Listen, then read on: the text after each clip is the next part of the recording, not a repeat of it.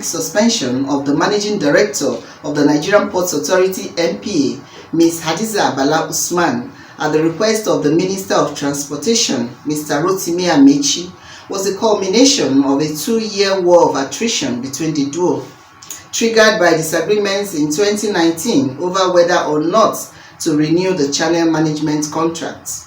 This is according to a detailed investigation, the outcome of which was published by the Lagos-based This Day newspaper on Tuesday, May 11, 2021. The report said it was learned that NPA had in 2019 placed advertisements in newspapers calling for expression of interests and bids.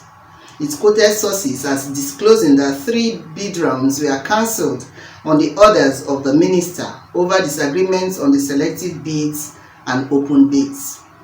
The process was suspended till May 11, 2020, when the NPA placed advertisements calling for expression of interest, which was again moved to October 2020 because participants protested that they could not participate because of COVID-19 restrictions, the report said.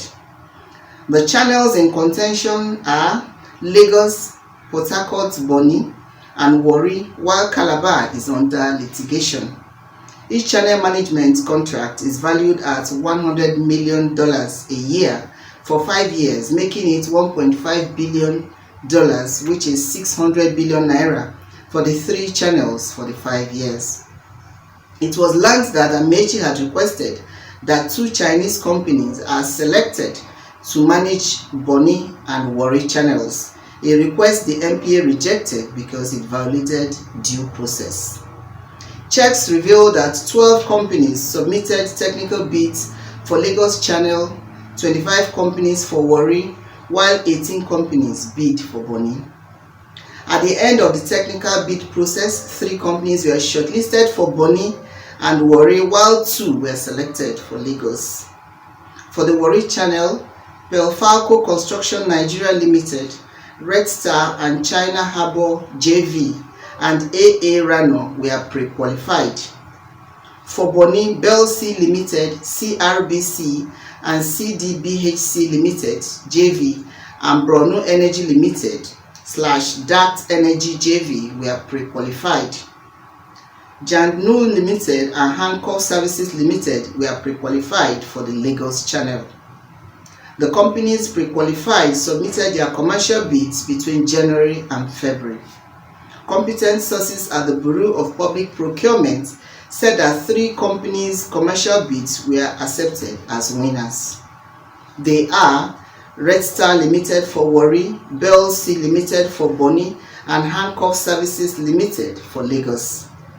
The battle between Amaechi and Bala Usman further heightened this year when Amaechi wrote a letter to President Muhammadu Buhari requesting that Intel's pilotage contract, which expired last year, be restored. In a letter to Buhari in January 2021, Amaechi requested the restoration of all contracts between NPA and Intels, which according to him are now subject to legal disputes between the parties. The minister also requested the withdrawal of all matters currently in court or at arbitration by both parties in order to enable him to resolve all pending issues administratively, a request that was granted by the President on January 22, 2021. However, following a request by the Presidency, Bala Usman, in a letter to the Chief of Staff to the President, Professor Ibrahim Gambari, dated January 25, 2021, explained that the Intel's pilotage contract was not cancelled but had expired. She also clarified that the NPA, contrary to claims, still have 3 contracts with Intels, which include the concession agreement for One Terminal A and B in Rivers State, commenced in 2005 and ending in 2030, the concession agreement for Calabar Terminal A in Calabar Port, Rivers State, and concession for Warri New and Old Terminal, Delta Port, Delta State. Bala Usman added that Intels, along with other bidders, submitted their bids to qualify for the tender, but that Intels violated one of the criteria advertised for the tender and was disqualified. While this was ongoing, Amaechi wrote another letter to Buhari alleging a shortfall in operating surpluses by the NPA, requesting that she be suspended. This move, it was learned, was against the advice of the Auditor General of the Federation, who warned against the request in a letter to Amaechi. The Auditor General of the Federation, in a letter dated April 16, 2021, had pointed out that NPA's account for the period except 2019, which is awaiting NPA's board approval, had been audited and available.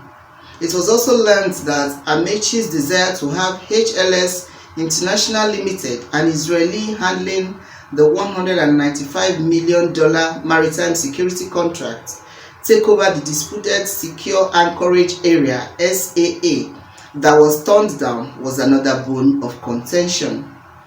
The federal government had in 2017 approved a $195 million maritime security contract with an Israeli firm, HLS International Limited, under the Integrated National Security and Waterways Protection Infrastructure, also called the Deep Blue Project.